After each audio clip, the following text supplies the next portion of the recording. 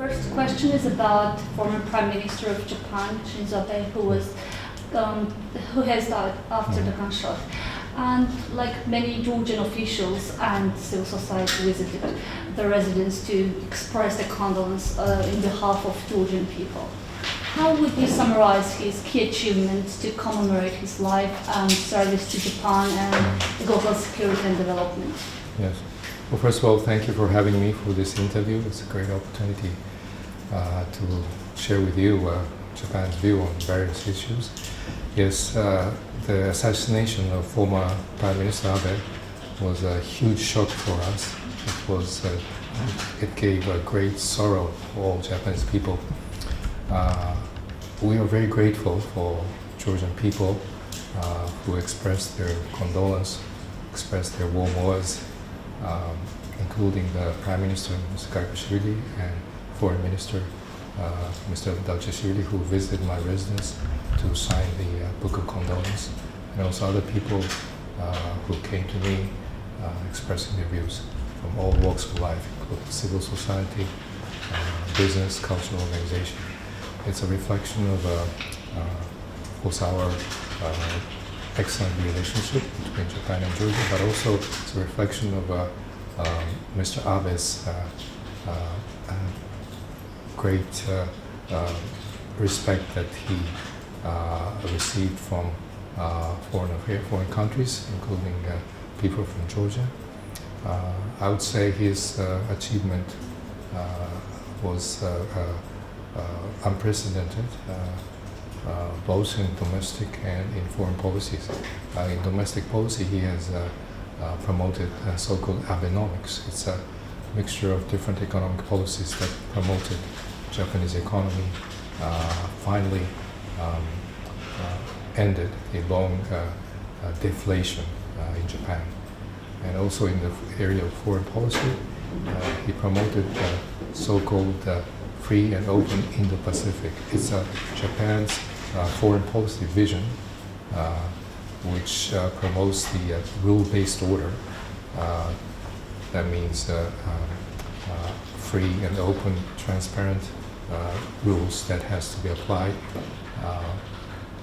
through applying international law or other free trade agreements and other international instruments in order for people to move freely and goods and services to be exchanged freely in order for the sake of prosperity. And this, his initiative of this foreign policy vision called Free and Open Indo-Pacific, FOIP, was now supported by many countries, shared with countries like the United States, European Union, other Asian countries. This, I would say, is one of his most important legacies that Mr. Abe left. And it's even becoming more important, which I will probably discuss today, against the background of the war in Ukraine.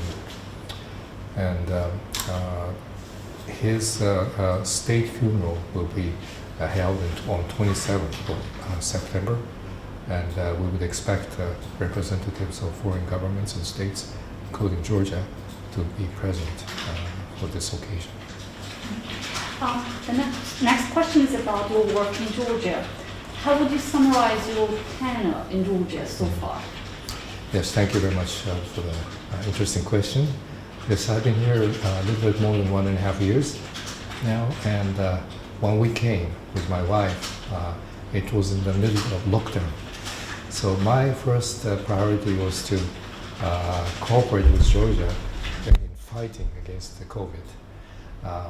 So one of the several things we have done in this area was to provide medical equipment for Reano Mobile in Georgia, which we have announced in September last year. And those Reano Mobiles, together with other ones, are now deployed all over the regions in Georgia. And then this April and May, we have announced also another package of assistance in the medical area.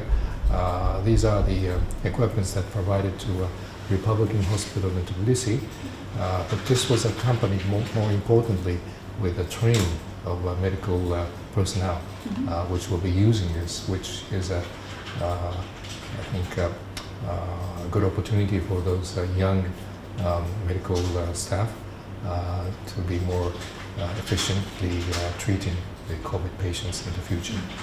And then after some time, unfortunately, this war in Ukraine started in February, in the middle of my career, and the cooperation with Georgia, coordination of our policies became one of the priorities for my job.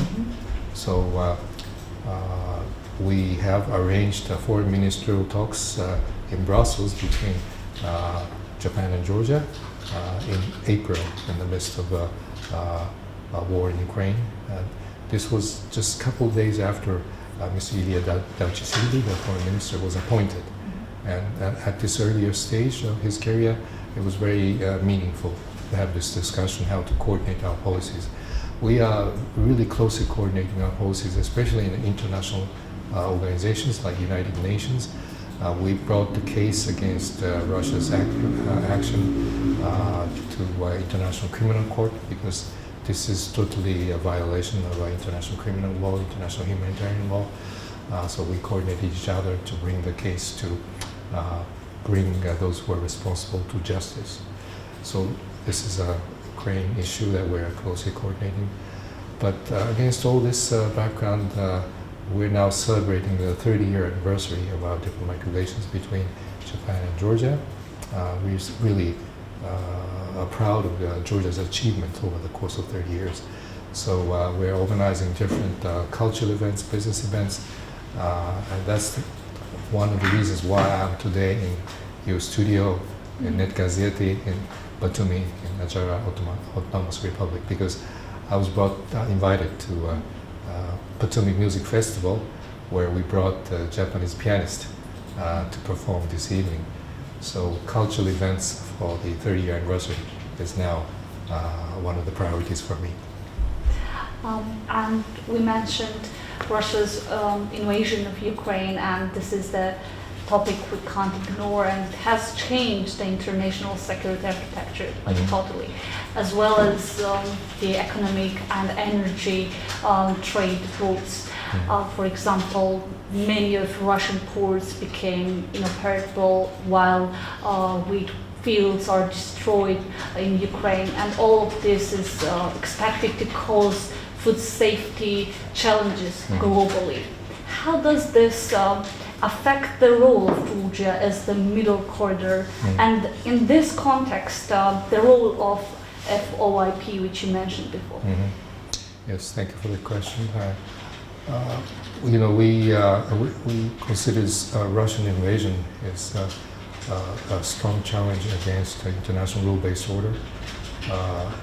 Without doubt, this is a very severe violation of international law. It's against the territorial integrity and sovereignty of Ukraine. So we strongly condemn, with strongest expression, against this Russia's violation of international rules and international law. And also we strongly condemn Russia against their attack on agricultural or infrastructure facilities especially southern part of Ukraine, which is disrupting the free movement and free export of agricultural products, which is causing tension and difficulty and creating threats against food security globally. It's Russia's responsibility, and we strongly call on Russia to remove those difficulties and start to allow the export of food and agricultural products from Ukraine to other countries. We welcome the recent agreement brokered by United Nations and Turkey, but we again have had to strongly condemn their attack on Odessa. So we are calling once again Russians to abide by the agreement that we recently reached. So in order Russia to feel the cost of their whole violation and severe attack, including attack on civilians, we are imposing strong sanction measures against Russians together with our G7 partners. And we think that this is giving a strong impact on Russia, especially Russian economy. And because of this geopolitical changes that we're experiencing, we think that the northern route, which is used for international partners through Russia, is being disrupted. And Georgia's role as part of the countries that form the middle corridor that connects Asia and Europe is becoming more significant. Middle corridor, according to many experts, is looking more attractive for international logistical companies, becoming more competitive compared to northern routes, and other routes now having trouble. So, and on the other hand, Japan has been promoting Georgia's role of this bridge between Asia and Europe for some time, and also the entire middle corridor, even starting from 1990s, together with Asian Development Bank. It's called CAREC, Central Asian Regional Economic Cooperation. Now Georgia has joined this group, so we are promoting infrastructure development in Central Asia. In Georgia, we have assisted the modernization of East-West Highway. So we're doing the infrastructure first, but what we're also doing is that infrastructure development is not the only element to promote this middle corridor. For example, trade facilitation is a very important element. Unless we have this customs clearance that is coordinated between countries, because the middle corridor goes through 5 or 6 different countries who have different systems, so we need to have a close coordination, harmonization between the custom clearance procedures in order for goods and services to move, and even people to move freely. So that's what we're doing, and we are looking at some projects that will constitute this middle corridor in the future. Also, we're looking at the Georgian government's initiative in projects like Anaklia ports and other initiatives. And I think this is an opportunity for Georgia, and I don't think this is just a short-term opportunity, but it's a long-term one. Even we succeed to achieve the ceasefire in Ukraine, I think business and people will continue to be attracted by this advantage that the middle corridor will provide. Yeah, and we're talking about this connectivity between Japan and the EU. Let's talk about Japan-EU agreement of 2019, which was about the high-quality infrastructure connectivity project development, which you mentioned right now. How does Georgia's Euro-Atlantic integration kind of influence the middle corridor and the Japan-EU connectivity? Mm-hmm. Well, the connectivity is a very important concept. As I said, that we already announced that we support in this area in the 1990s, but it was enhanced when our foreign minister, Mr. Taro Kono, visited for the first time in 2018 Georgia, and we announced this connectivity initiative. And then next year, when Mr. Abe met with EU leaders in 2019, they signed this document on Japan-EU cooperation on high-quality, sustainable infrastructure. And interestingly, there are 2 interesting aspects to this document.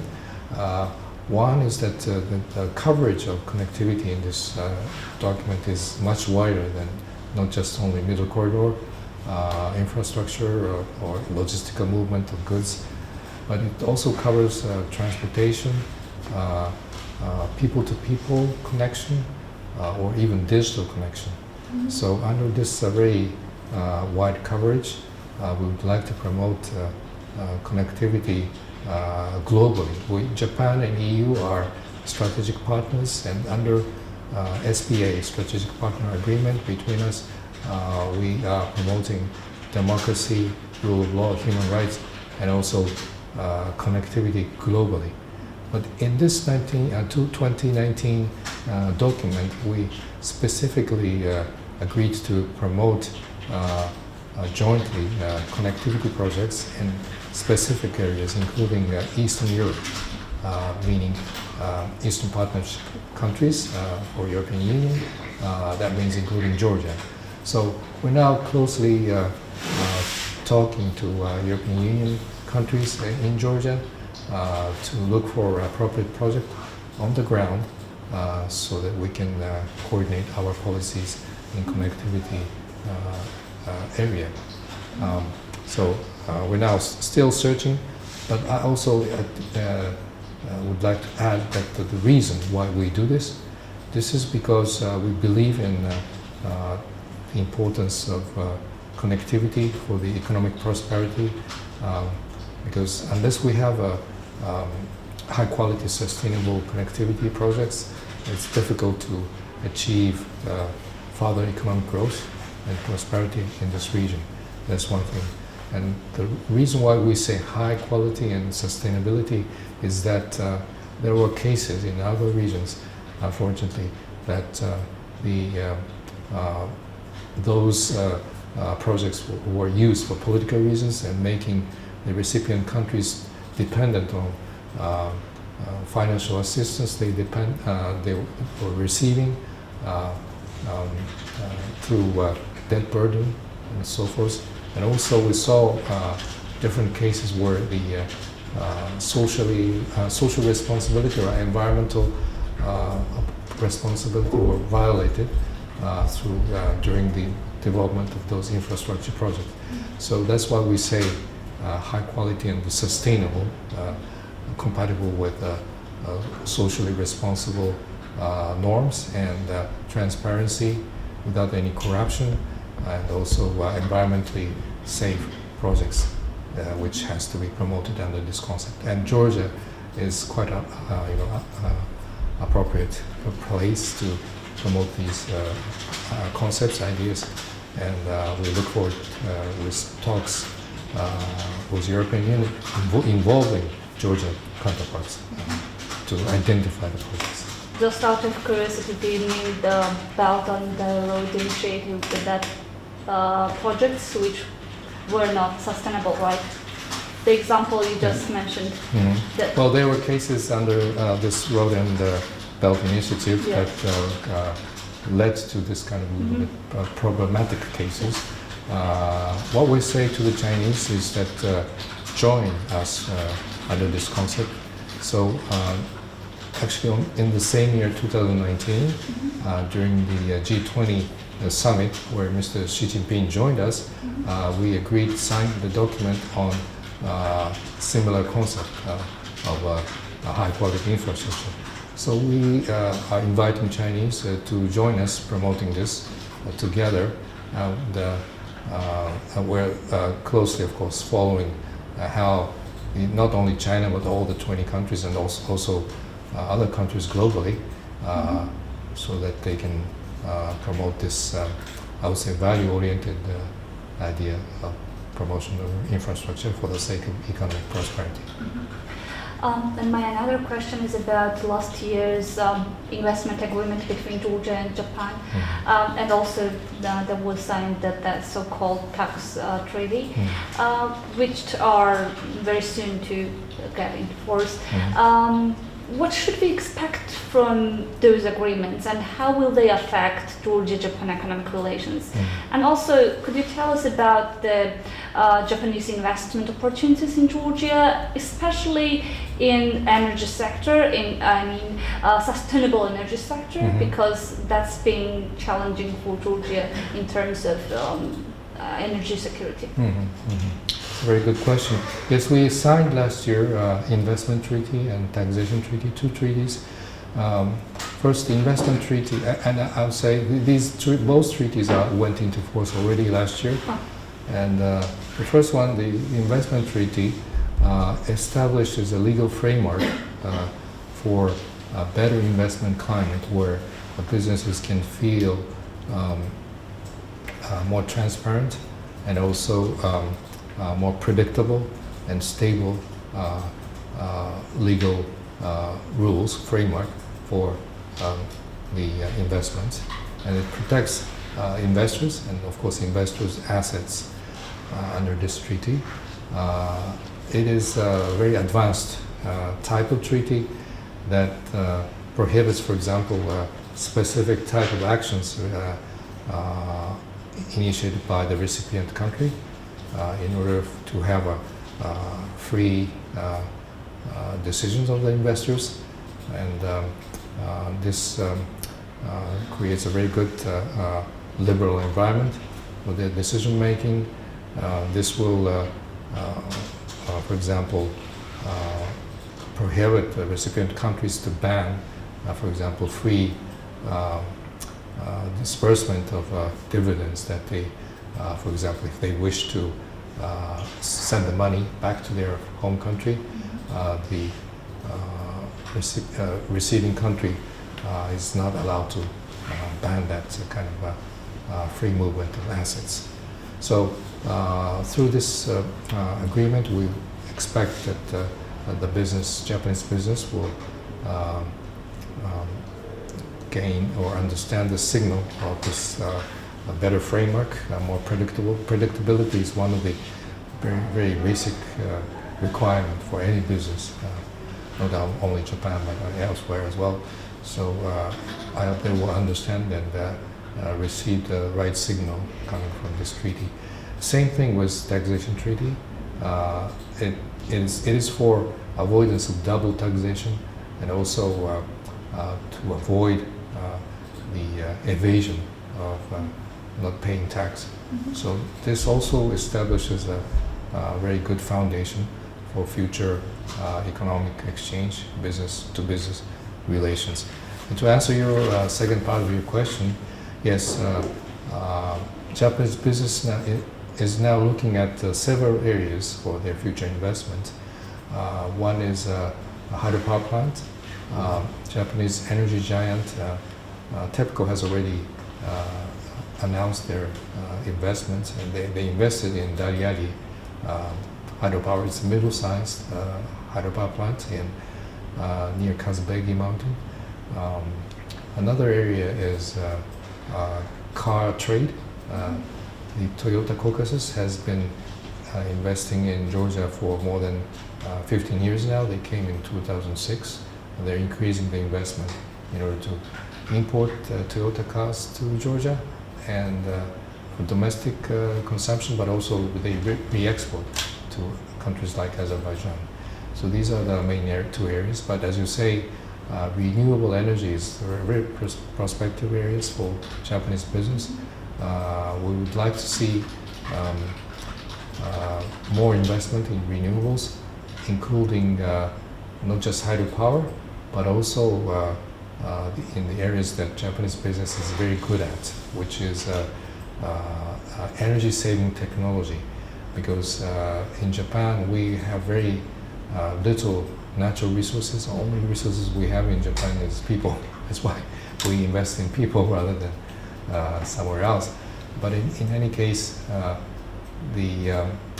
because of the high price of energy, we try to consume less energy. So we have a very highly developed technology for energy savings. And because Georgia has already committed with high ambition to reduce its own emission, I think Georgian business, Georgian private and public sectors are very much interested in this technology. And we'd like to promote this in order for Georgia to reduce its emission. So those are the areas. And I would say through renewable energy and energy-saving technology investments, Georgia can be more energy independent. I know that you import some of your energies from Russia, especially during the winter when the hydropower plant is less efficient. But if you can save more energy and use other types of renewables, then it will lead to more, I would say, energy freedom. Gives more energy freedom to Georgia, and even seek for potential to export your excessive energy, especially during the summer. And let's talk about the projects you are funding in Georgia.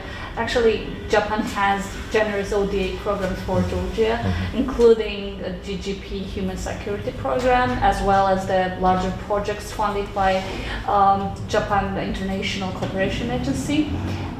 Could you share with us some of the most important projects of Embassy?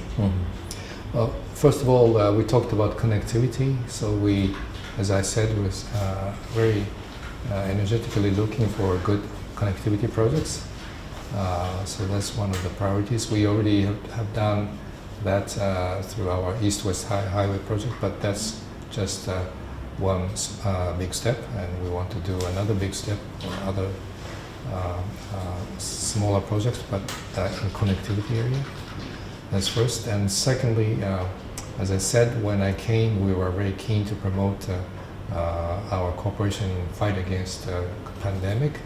So unfortunately, COVID looks like coming back once again. We'd like to continue our cooperation and including training for medical personnel to continue to fight this common challenge. And also within this our fight against this virus, we announced at the end of last year to assist your small and medium-sized business, because it was this segment of your business or private sector who suffered most. And we provided, together with Asian Development Bank, $200 million assistance. This was a loan assistance through Bank of Georgia, private bank, to be refinanced to small and medium-sized companies. Recently, we have handed over under GGP project, our grassroots human security project, project of a greenhouse in Muskata municipality. This is for IDP settlers who uses seedlings for vegetables that they would like to grow in their own plot. But you need to have a high quality seedlings that is grown under this technology that they use, Japanese technology and Japanese seeds like lettuce and broccoli and others under specially protected environment, which after several weeks the farmers from IDP settlements can use for future growth. The initial several weeks is critical. You need this kind of delicate temperature control and soil management, which we decided to focus on. So we would like to do this kind of assistance to IDP settlements also in the future, because we care for those people, and we'd like to see the peaceful solution of this conflict now taking place in your occupied territories. And as you mentioned, this year we are celebrating 30 years since the establishment of Japan-Georgia diplomatic relations, and there are, let's summarize this relation so far, like this progress, whatever we have achieved. What have been the key achievements you would mention, and like what are your expectations for the coming decades? What will be challenges and milestones we should be looking forward to? Yes, in terms of this achievements during the course of 30 years, I think we can safely say that Georgia has achieved so many things, especially the economic development, you have overcome difficulties during the 1990s involving civil war and economic challenges.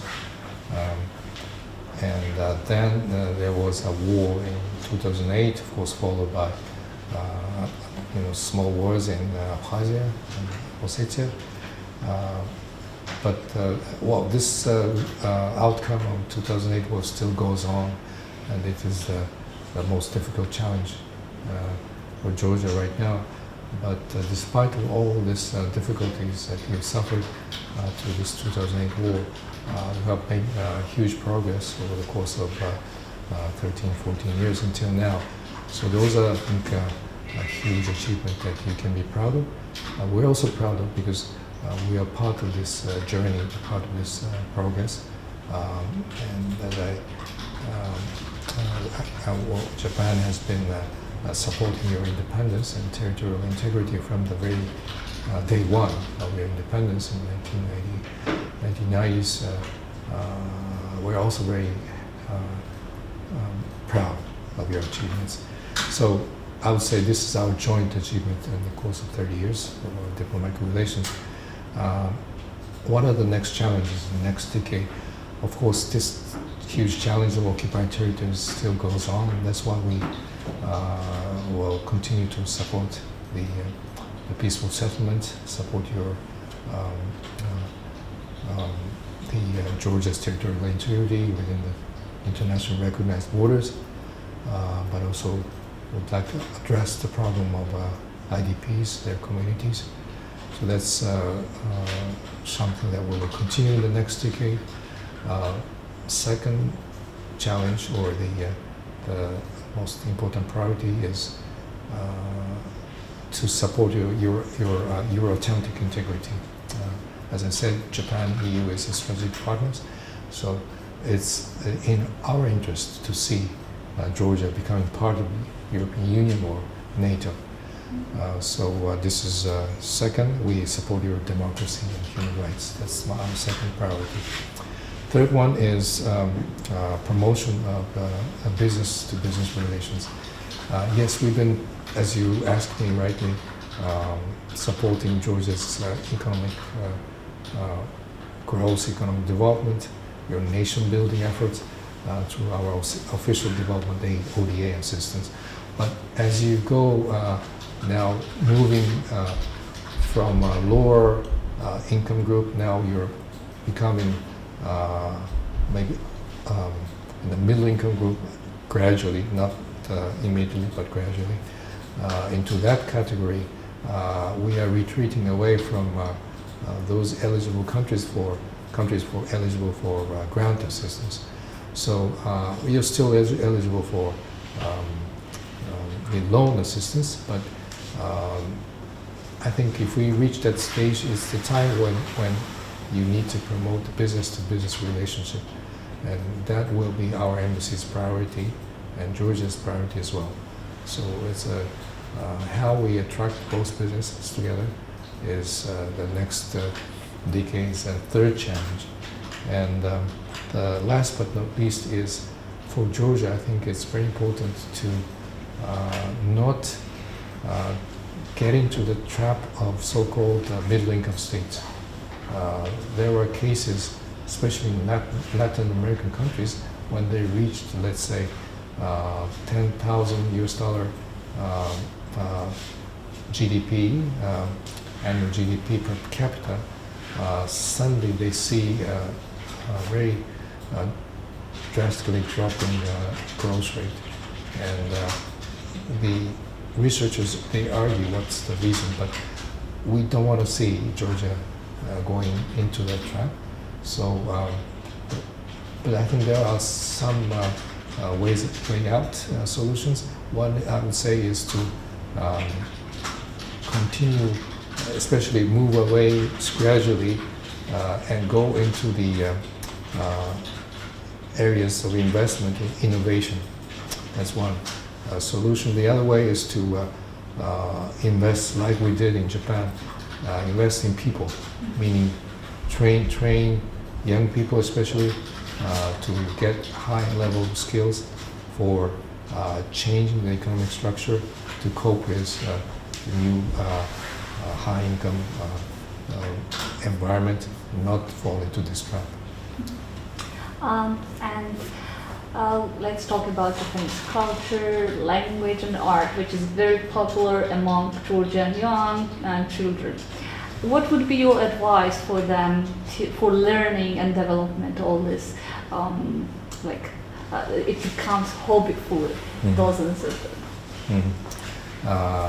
One example is read Japanese literature, Japanese books. I'm so delighted and also surprised with, in a good sense, when I meet Georgian people who tell me they read Akutagawa or Kobo Abe and all those geniuses, Japanese authors who wrote very interesting books. And gradually, although many of those masterpieces were translated from some other languages like English or Russian, maybe in case of, let's say, Haruki Murakami, maybe you translate from English. But now it's very important to read Japanese novels directly translated from Japanese language. And now you see new generation of translators who are doing this translation work directly from Japanese. Recently, this year, Ms. Tacha Memaminishvili, who is a lecturer at Tbilisi State University, published a new translation by Junichiro Tanizaki. This is another genius, masterpiece writer of Japan, and he wrote a book called Light Snow, and it's fully translated. It's very thick. I would recommend to read this one. I read it. This is one of my favorite novels. It describes the decaying Japanese traditional culture. It was written in the 1940s. It was banned actually by the military regime, but the author was strong enough to publish it privately. So he was resisting against this oppression by the military regime. Fortunately, he was not he was not prohibited. I mean, he was not pay anything for this publication. But in any case, it was fully published after the war. I really recommend.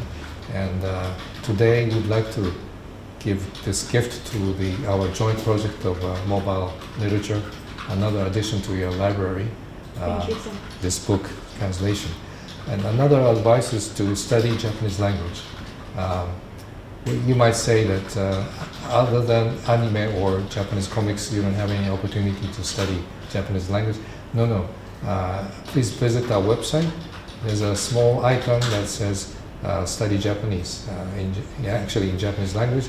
If you click it, you will link to a site where you can learn online Japanese language on your own, with your own elementary knowledge. There will be a girl, he is a foreign national who is visiting Japan, Japanese high school. She's a high school student, and how she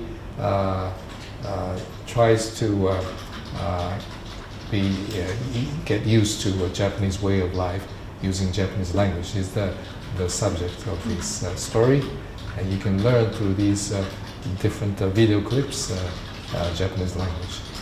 And then if you think you have learned a lot, then use opportunities to study in Japan. Japanese Ministry of Education and Science provides state-funded study opportunity for a couple of years in Japan.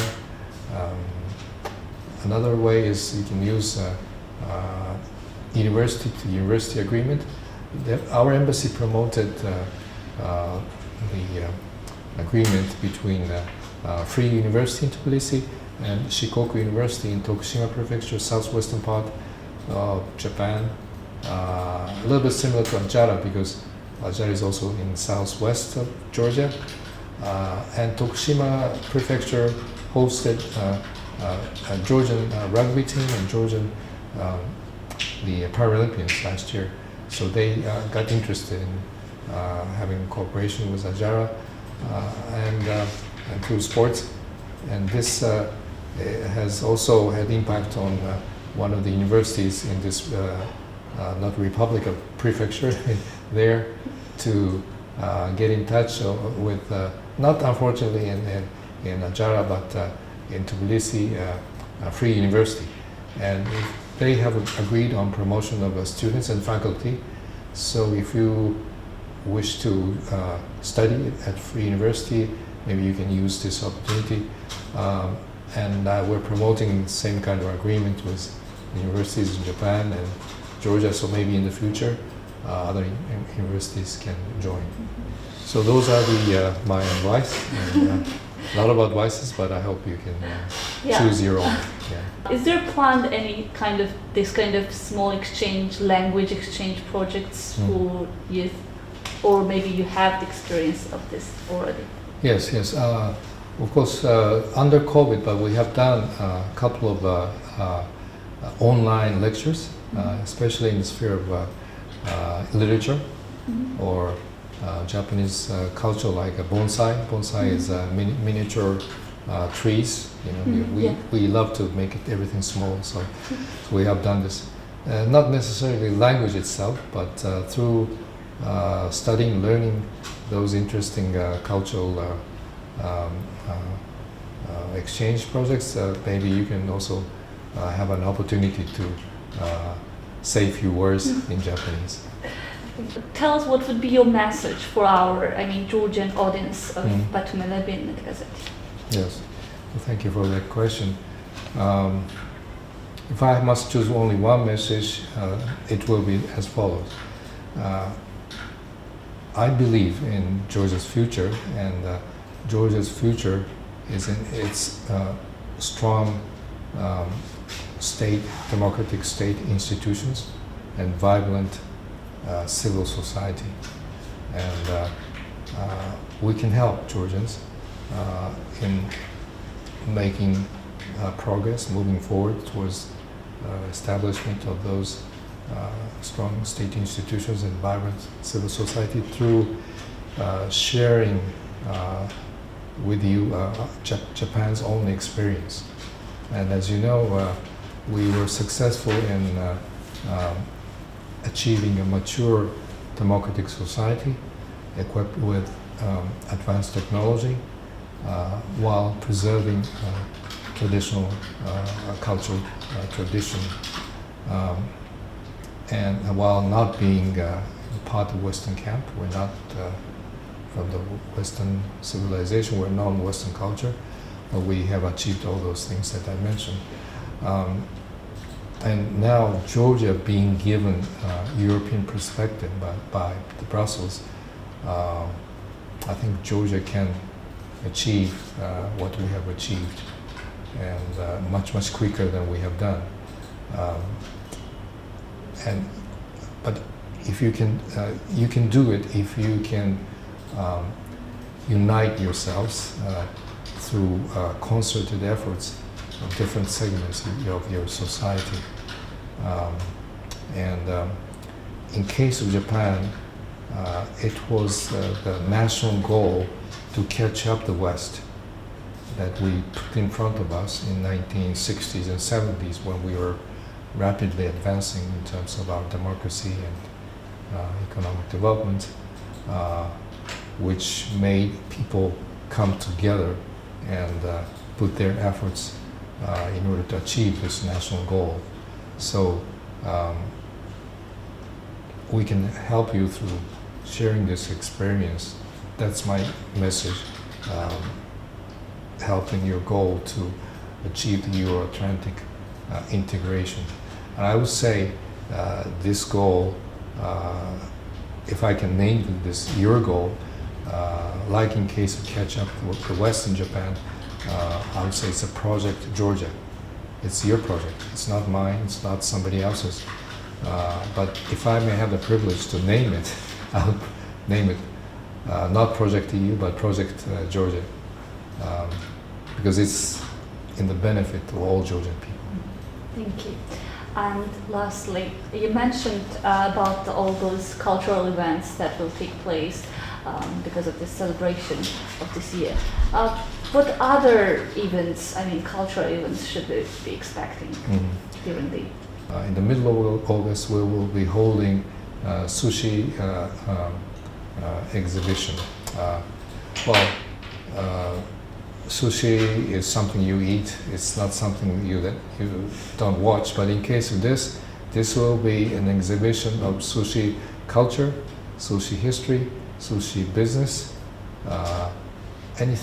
all things about sushi.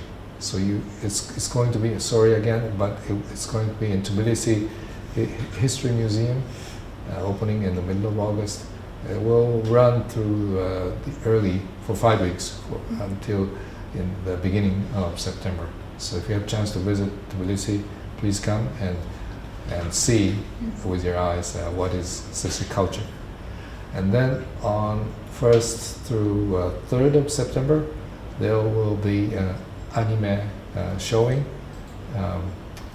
It's called in this corner of the world. It's anime about atomic bombing in August 1945 in Hiroshima.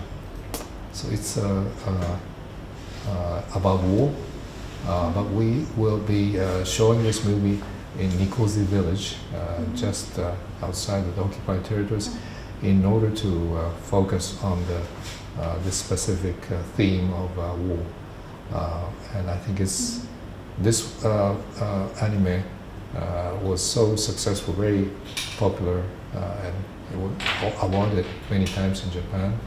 But I think it's meaningful to show, especially to the young people in Georgia, come to Nicosia and feel the meaning of the occupation, and also how Japanese people suffered from the war in August 1945.